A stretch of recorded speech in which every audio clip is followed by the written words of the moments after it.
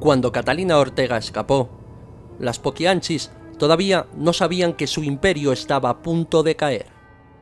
Durante años habían vivido protegidas por el miedo.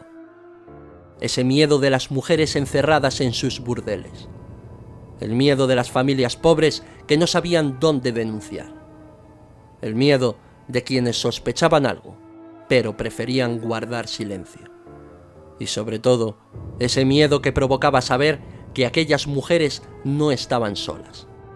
Tenían dinero, tenían contactos, hombres a su servicio, y tenían autoridades que durante mucho tiempo habían mirado hacia otro lado. Pero una de esas mujeres, Catalina, logró salir. Y habló. Su testimonio fue la primera grieta real en aquel muro de impunidad. Y esta vez no era simplemente un rumor que corría por el pueblo. Era una superviviente señalando directamente a las hermanas González Valenzuela. Esas mujeres que durante años habían convertido sus burdeles en un auténtico infierno.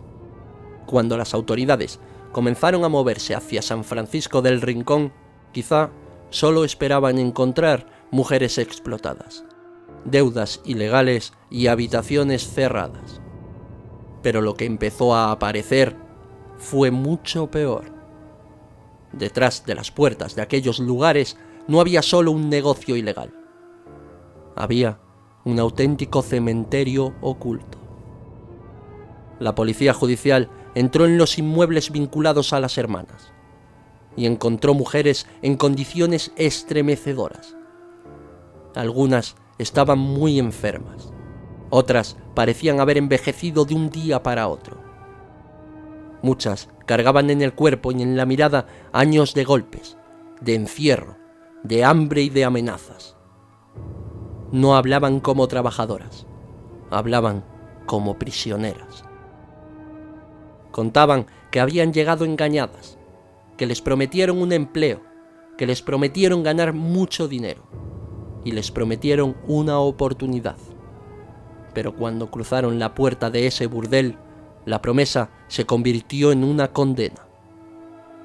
Las deudas aparecían de la nada. Les cobraban la ropa, la comida, el maquillaje, la cama y los medicamentos. Y todo lo que recibían a cambio era más deuda. Y cuanto más trabajaban, más dinero debían. Era una trampa perfecta. Una esclavitud disfrazada de cuenta pendiente. Pero los descubrimientos no se detuvieron ahí. Las supervivientes empezaron a hablar de mujeres que habían desaparecido dentro de los propios establecimientos. Mujeres que enfermaban y ya no servían para el negocio. Mujeres que intentaban escapar, que desobedecían, que quedaban embarazadas y que de un día para otro eran apartadas del resto. Y después nadie volvía a verlas. Los investigadores comprendieron entonces que el caso no podía resolverse solo interrogando a las supervivientes.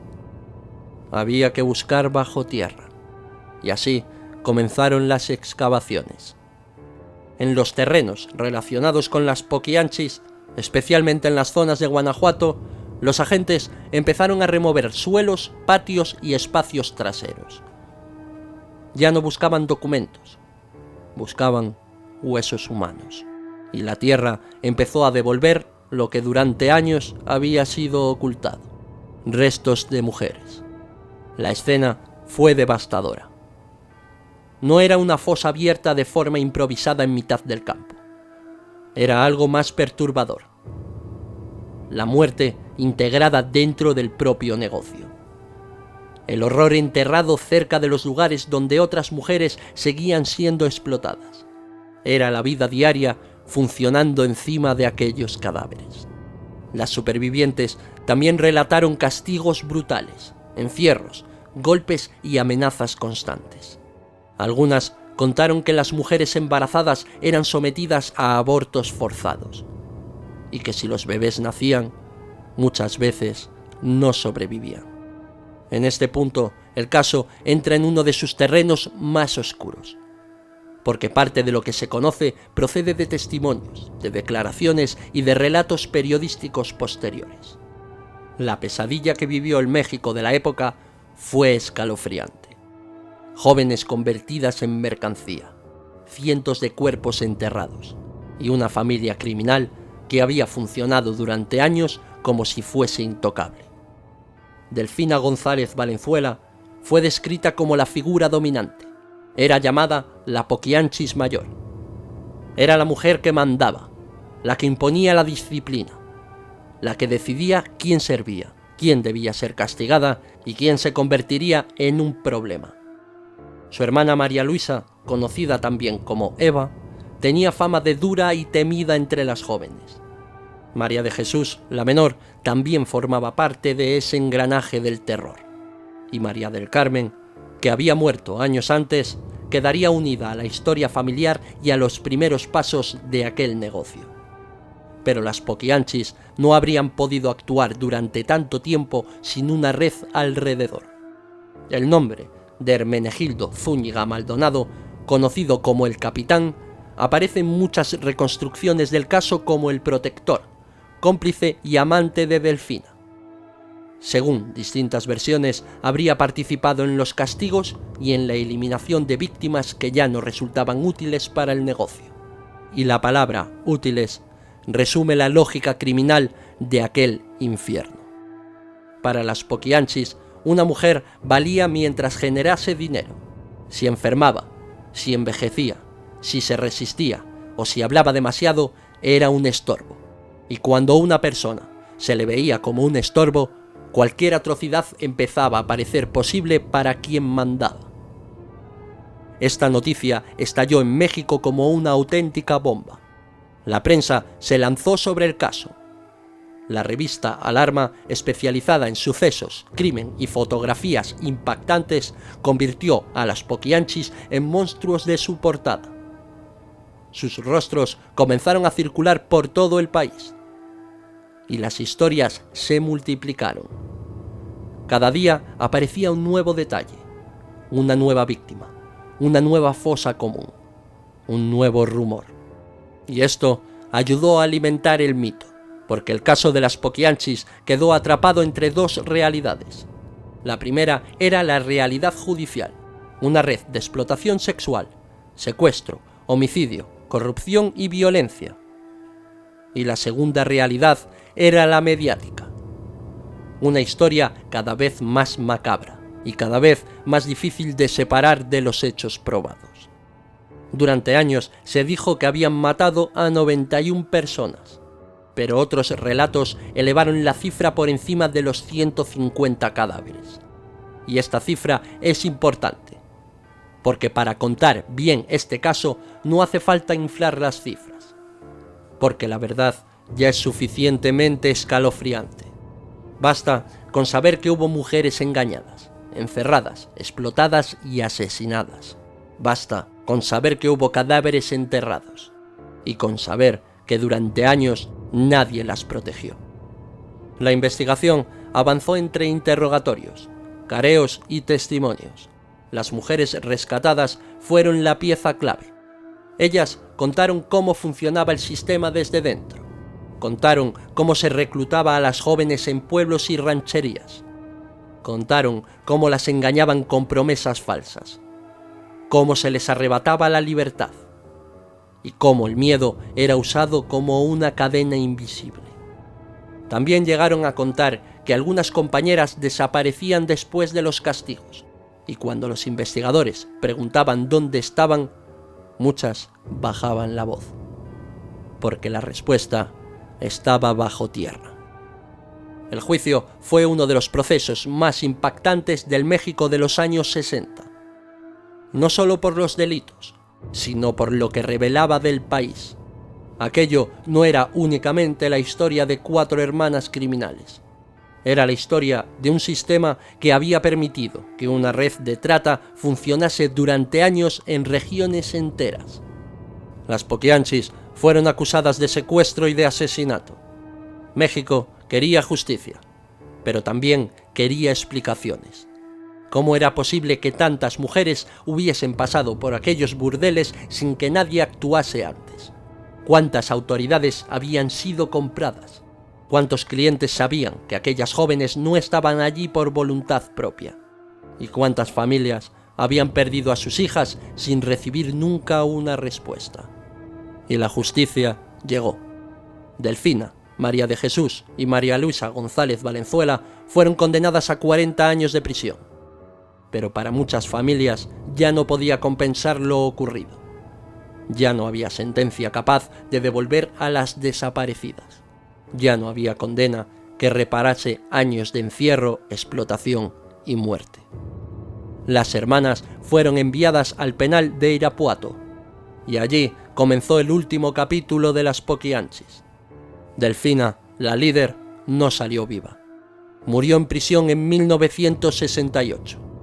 Distintas reconstrucciones señalan que sufrió una hemorragia cerebral después de un accidente en el que habría recibido un golpe en la cabeza con una cubeta de cemento.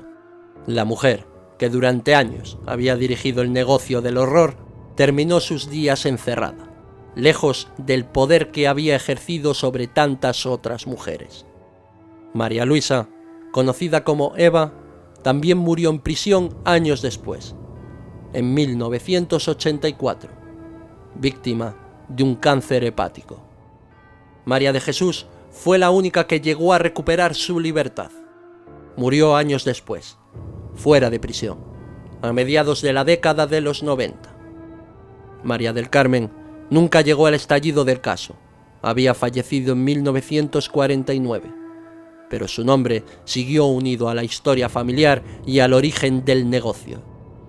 Con el paso del tiempo, las Poquianchis dejaron de ser solo criminales reales y se convirtieron en un símbolo, un macabro símbolo de la explotación y de la corrupción. Fueron el símbolo de una violencia contra las mujeres pobres que muchas veces no aparece en los expedientes hasta que es demasiado tarde. Décadas después, esta historia sigue regresando una y otra vez, porque México nunca terminó de desprenderse de aquella sombra. Pero recordemos que detrás del mito, detrás de las portadas, de las cifras y de los relatos, hay algo que no debe perderse: las víctimas.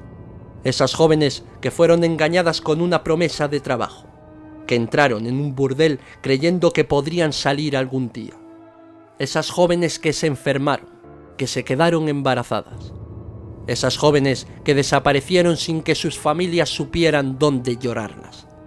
El verdadero horror de las Poquianchis no está solo en los cadáveres encontrados. Está en todos esos años anteriores, en cada día de encierro, en cada noche de explotación, en cada autoridad que aceptó dinero y miró hacia otro lado, cada familia pobre que no fue escuchada. Las Poquianchis no construyeron su imperio únicamente con crueldad, lo construyeron con impunidad. Y esa impunidad fue tan mortal como los golpes, las amenazas y las fosas comunes. Cuando Catalina escapó y habló, no solo denunció a unas mujeres, abrió una puerta que México había mantenido cerrada durante demasiado tiempo. Y al otro lado de esa puerta apareció una verdad incómoda. Muchas de aquellas víctimas no murieron de repente, fueron desapareciendo poco a poco, ante los ojos de un sistema que no las consideraba importantes. Por eso, este caso, años después, sigue horrorizando, porque habla de algo que todavía duele en la sociedad: la facilidad con la que las personas vulnerables pueden ser convertidas en mercancía, la forma en la que el poder compra los silencios, y el modo en que una sociedad puede ignorar a sus víctimas hasta que la tierra empieza a devolver sus huesos. Las Poquianchis fueron condenadas, sus burdeles cerrados y sus nombres quedaron marcados para siempre. Durante casi 2 décadas, un grupo de mujeres convirtió la pobreza de otras mujeres en un negocio, su dolor en dinero y su desaparición en silencio. Y cuando la verdad salió a la luz, México descubrió que el infierno no siempre está escondido en lugares lejanos. A veces tiene permisos municipales, clientes entrando y saliendo por la puerta, y también tiene una fosa común esperando en la parte trasera del local. Si te ha gustado este vídeo y quieres que sigamos trayendo más vídeos como estos al canal, por favor, suscríbete, dale al botón de me gusta y deja en la caja de comentarios qué te ha parecido este caso y qué otros casos quieres que traigamos aquí al canal. Muchísimas gracias por quedarte hasta el final. Esto es Real Crimen y nos vemos en el siguiente vídeo.